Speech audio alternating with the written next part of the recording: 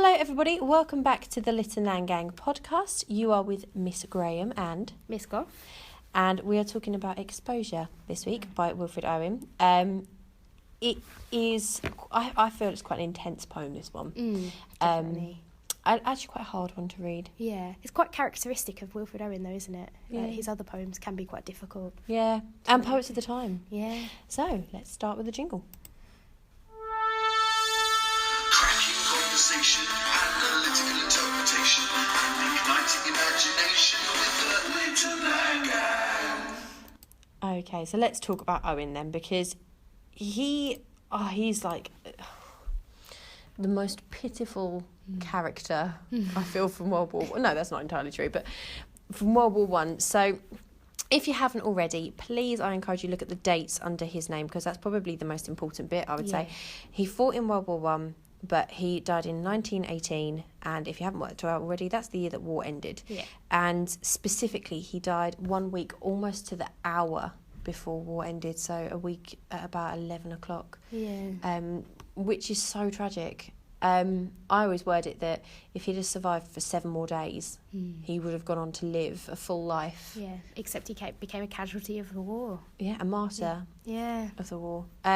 He very much made it his mission to be honest about war and talk about the reality of it, which is obviously one of the key themes, the reality of war. So he's very much like, I want to make it clear what it's really like, because, you know, if you've studied World War One, it was heavily based on propaganda. Yeah, like people like Jesse Pope, who used to the game, and he was angry at society for ignoring it. He wrote Dulce et Decorum Est as well. He did, yeah. It's sweet and honourable to die for one's country, and he was angry that people were lying to people and saying, it's great. And Anthem for Doomed Youth. Anthem for Doomed Youth. So many of his poems, and they're all really upsetting, and they're really hard about war. He also met Siegfried Sassoon. So if you don't know who he is, he wrote a poem called Suicide in the Trenches, you might have studied in Year 8, who's also a war poet. Now, they meet in hospital. Owen is there, I want to say, because of an injury. I think it was his leg. Oh, yeah. I think he'd been shot, hadn't he? Yeah. And Sassoon was there for shell shock. Yes. And they met in the hospital and they talked. And it was actually Siegfried Sassoon that encouraged him to put it down in poetry, and that was in 1916. So the pair of them formed this friendship. Sassoon kind of teaches him about poetry. So we've really got Sassoon to thank for this poem. Yeah. And then, of course, imagine the tragedy when Sassoon found out that he'd actually passed away right at the end of the war. I mean, just think about that war ending and you not making it by 7 days. I just think that's so sad. It is. Also, World War One, that is trench warfare. Please don't mistake it with Nazi Germany. That's World War Two. These are the Allied forces in the trenches and no man's land and trench foot. Yeah. I don't think you can compare one war to the other. You can't say one was worse than the other. In fact, the death toll was substantially higher in World War Two. Yeah, I think this one was more that there was kind of some let-ups in World War Two, whereas this one, the conflict was constant. They don't go, they don't leave. No. And they're constantly, that's what shell shock, they're constantly surrounded by that sound. And I think this is when they're first using chemical weapons in warfare, such as mustard gas, which comes through in his other poem, Dulce et Decorum Est. Yes. And just, I feel that the world learnt a lot from the warfare of World War One to kind of go, never we doing that to people again. Like, that is torture. The men that came back, they're not the same men. They're not.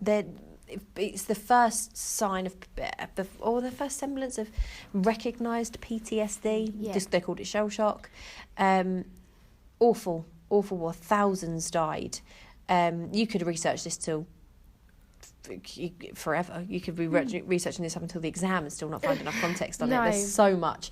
But we'll go straight into language, because unfortunately there's also a lot with that. We realised that we feel this is a way more of a linguistic poem. Yes. Than it is structural. We don't have much written down for structure at all, actually. It's a lot about language. I'll just start with the connotation of exposure, because I think it poses more questions than it answers. Yeah. What are they exposed to? Our initial reaction is war and death. Yeah. But the reality is just like exposure, I think, actually links with weather, doesn't it? The idea that you exposed to the elements. Yeah, exposed to the elements, exactly. And equally exposed to the propaganda. Yeah, Because they thought that well, when you get there, you think, oh, this isn't quite what I signed up for. It's been made out to be amazing fighting for my country, when actually They were barely even fighting, were they? yeah, They were and just the thing that's killing them is the weather. Yeah. So awful. it's interesting. It starts with probably what I call, that's my neon light of the poem, this first one, that one that stands out. Our brains ache in the merciless iced east winds that knife us.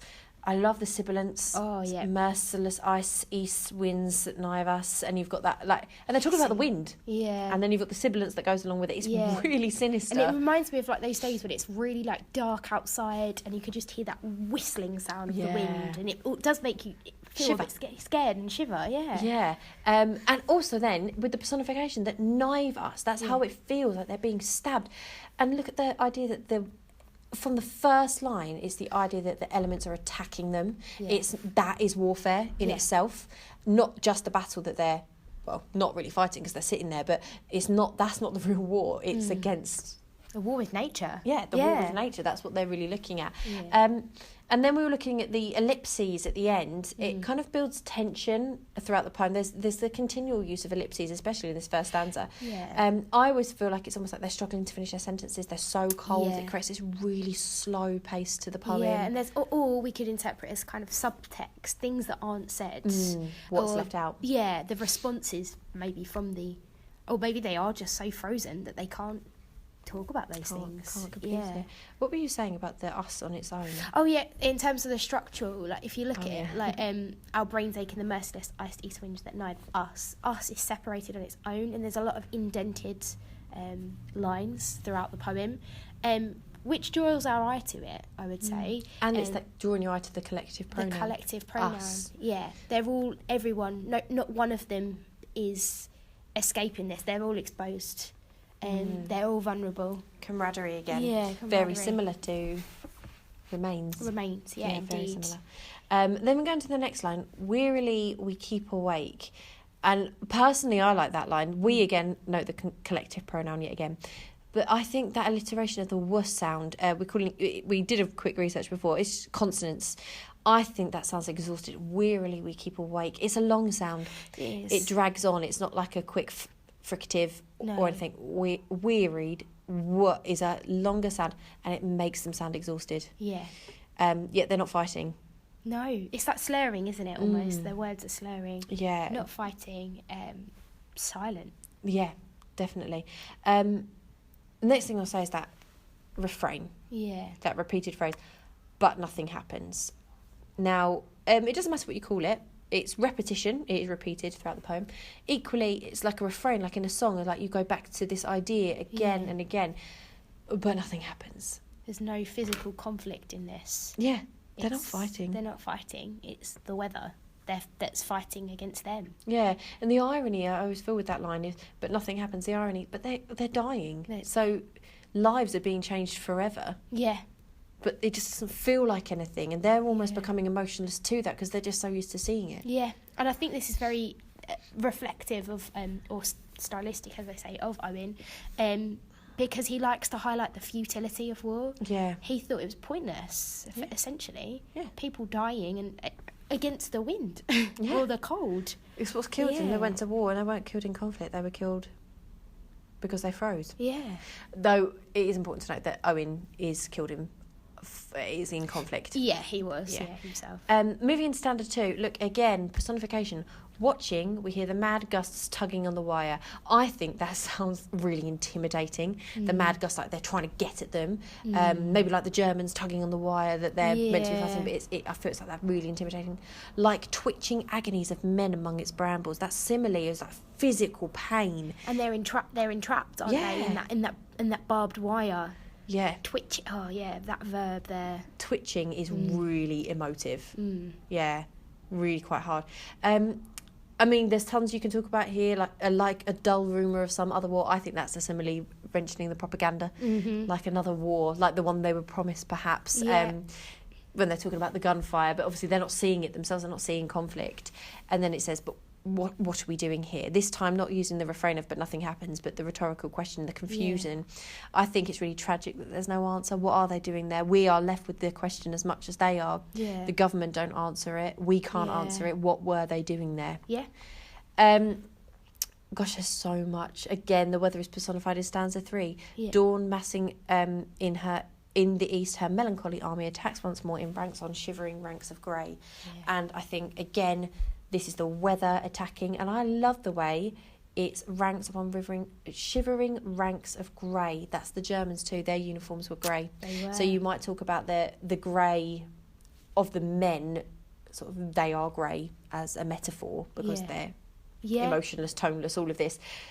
But the Germans were in grey. And so is the our brains and us that's mentioned throughout.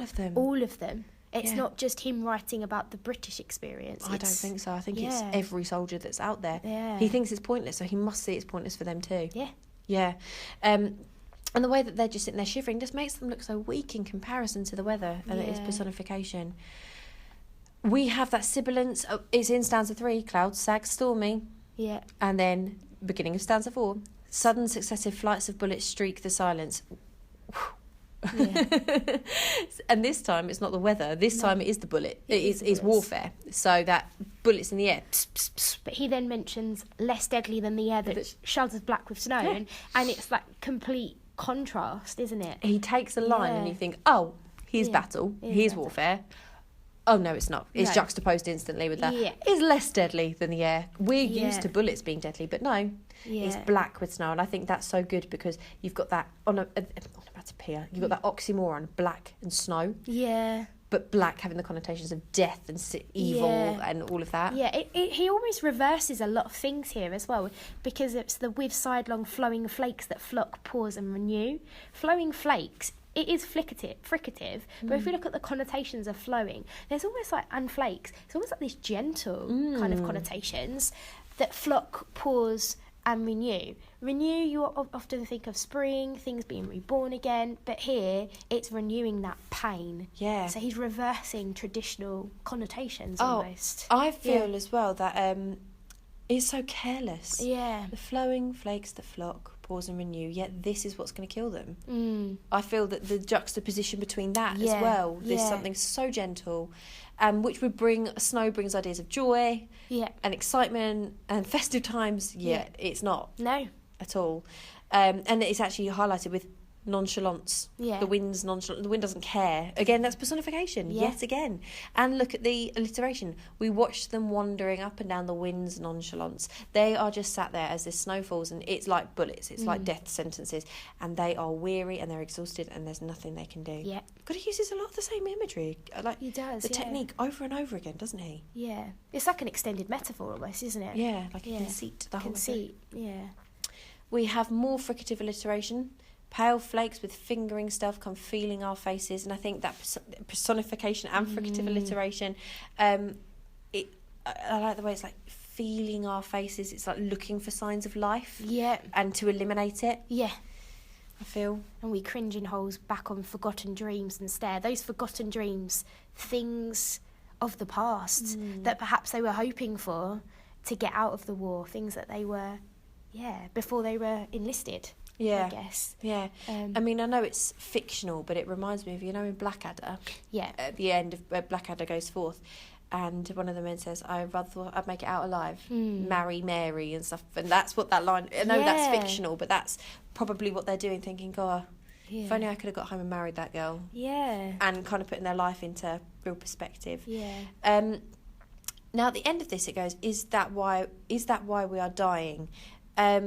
And it's when they're daydreaming. That rhetorical question is almost, I think, realising what's killing them. And I think that bit there, just after that forgotten dreams, it's obviously on line 24, 25. Stare, snow-dazed. It's almost like they are semi-dead. Like, you can imagine, like, there's that deathly stare to them. Is it that way you're dying? Is it that way you're dying? Then we kind of go into, like, it's not a flashback as such, but it kind of is. It's like analysis a little bit, because slowly our ghosts drag home, and I think again we'll talk about it in the structure, but this poem is so slow. It's not like Charge of the Light Brigade, Huffleague onward, dum. This is slowly our ghosts drag home. And then we have all this imagery of warmth. So we've got the sunk fires with crusted dark red jewels. Previously we'd had the sun when they started to think back.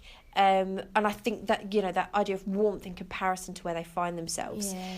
Yet that dream ends very quickly with the metaphor of the shutters all closed. The doors are closed. We turn back to our dying. They can't have that. It's like they've gone home and they're daydreaming, they're there, but the doors are all shut to them and they can't access that even their memories are failing them now. Yeah. I don't know. It's horrid. And I think maybe is that a comment on if you were to ask to not be a part of the war anymore, your houses would literally be shut up to you because you'd be deemed a coward.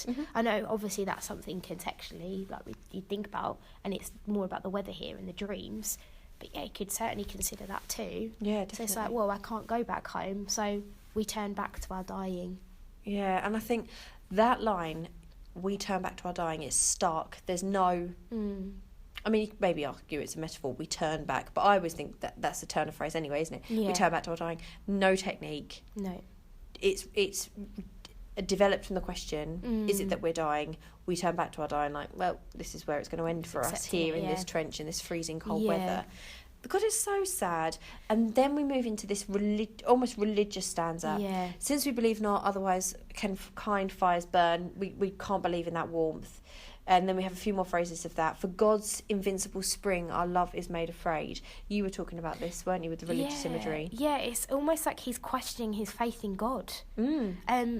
Obviously, I know they, what do they say?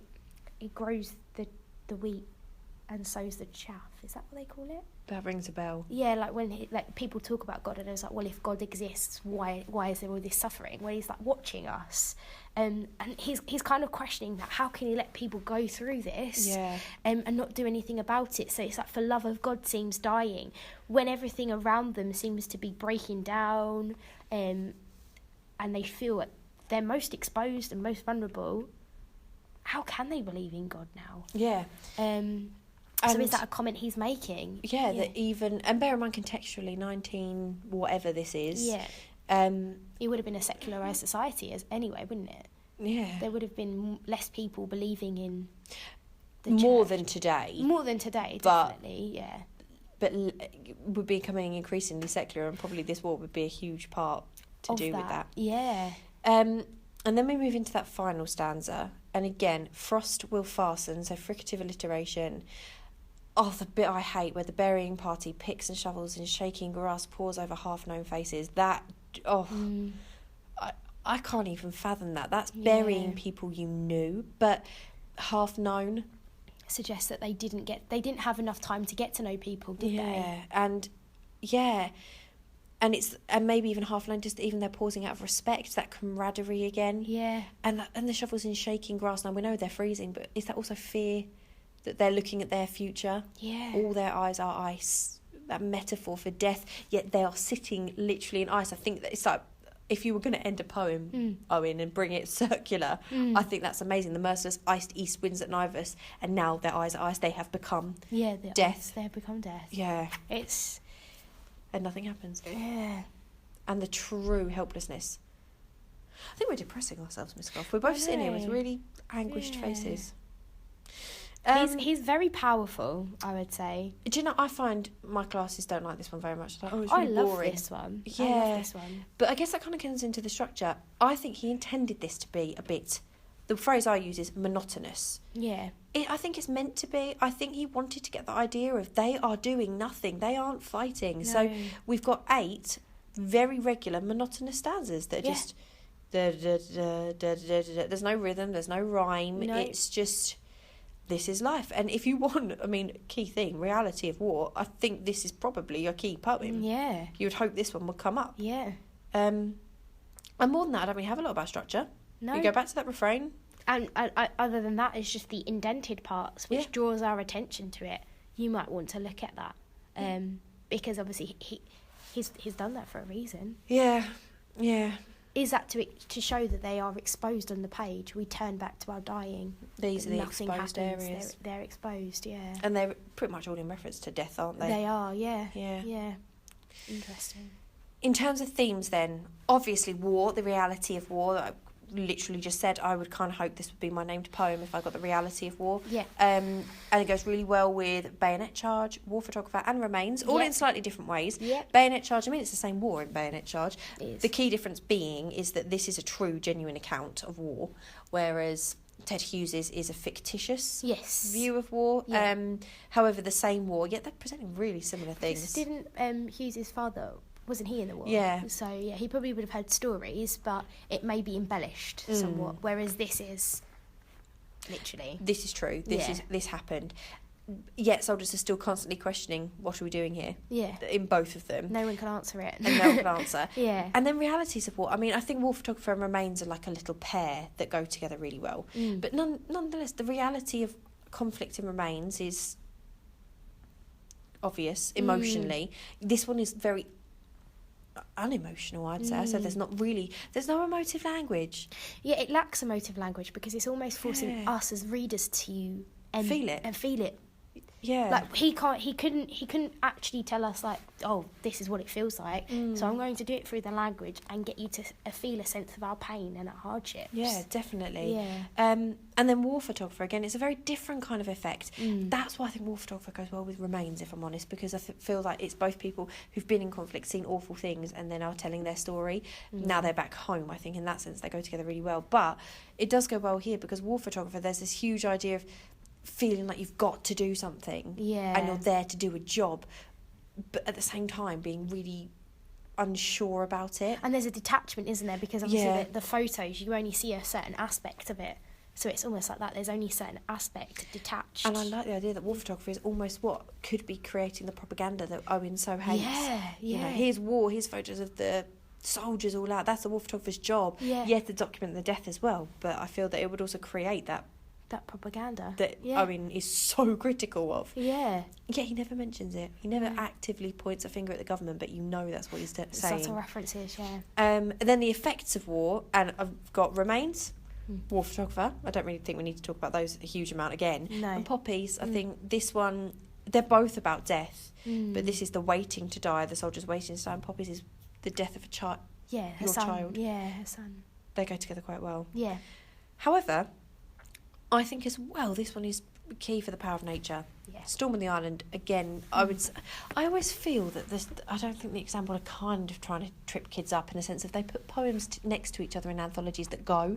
Yeah. This is next to Storm on the Island, and they're both about the weather and how it affects people. And for that reason, personally, my choice is I would always put this one with Storm on the Island if it came up about nature. Yeah. There is Prelude and Ozymandias, and I'll let you talk about those because I know you would pick those. But for me, I kind of go, power of nature. Here we've got two poems that are overwhelmingly about weather and the way it affects people's lives. And in one case, it's actually the weather is worse than a physical war. Yeah. That's why personally I would pick Storm on the Island. But you always said Prelude and Ozymandias. Yeah, so Prelude obviously because there's none of this kind of deathly presence to it, but we've got the idea of dreams that come. So there's forgotten dreams in here. There's dreams at the end of the Prelude, which are troubled, and the nightmares that come through. Nature is intimidating to him. I mean, he tries to be a bit arrogant about it to start with, and thinks that he can have one over nature. And nature's at absolutely not. Huge peak, black and huge. I'm reminding you that I've got the power. Yeah. So I think in that sense, that power there is wired connected to the Prelude. Yeah. And then Ozymandias, just a reminder of the fact that although we might have these dreams and things like that, and we are people, that we can be broken by nature so quickly. And even things, our memories of who we were, can be rewritten by others, can be transformed and be eaten away. Yeah. Like even the statue with the half sunken visage and things like that. Yeah. Yeah. So I just thought obviously it's not got the same power of language behind it, but I think you could compare nature with them. And I think as well it's important to note there are I really don't think that they are going to give you tons of extra marks for linking two poems that, they don't normally go together. Let's see what the candidate's done. I think you're running a risky business if you're like, I'm going to try and really make obscure connections. No, I think you want to make a good connection, but be perceptive with it if you're aiming for those top marks. Yeah. Which is why a lot of candidates, when they see exposure, will go Storm on the Island. It might show a little bit of difference to go Prelude or Ozymandias, but you've got to be able to confidently You would link them. have to put it in your introduction what effect of nature you're looking at, power of nature, how it's different. You'd have to be really explicit and return to that idea consistently. Because I like throughout. Prelude and Aussie together because they're both about nature over time, and because Wordsworth sees the mountain and is reminded of fatality, and that's exactly what the statue ends up being for Ozymandias. He just didn't know it. And so it goes well, but like you say perfectly, this idea of it being an effect on dreams and sleep, and ultimately having this huge effect on your mental health as well. That links really well with Prelude. It does. And less so with Storm on the Island. You don't have the idea of like the impact nature can have on you as a mental being. No. But that does come through in Prelude. Yeah. And I mean, even when we were reading back through this again, you were talking about there was references to the government. In my head, and this would be a very, very difficult thing to pose or hinge a whole question on or response. London, the ignorance of people in society, not caring actually what's happening. But that's braver than me, Miss Gough. I would never dare it. It would be really, really tough. I thought you were going to say Charge of the Light Brigade. Oh yeah, because someone had blundered. But again, I just feel that Charge of the Light Brigade and this one, they do go, but I just feel there are stronger links. It's like all of those stronger links. Okay, they're both about war. I mean, they are more like the kind of poems you'd want to do in a practice, not the real thing, because you might not execute it effectively enough. I mean, because this is about them literally doing nothing, sitting there still, and the experience of actually it's not really war. Whereas Charge of the Light Brigade is explicitly about war and how it kills people. So don't. That could be one of those pitfalls that people do fall into. Yes. I don't think this goes that well with Charge of the Light Brigade, this one. No.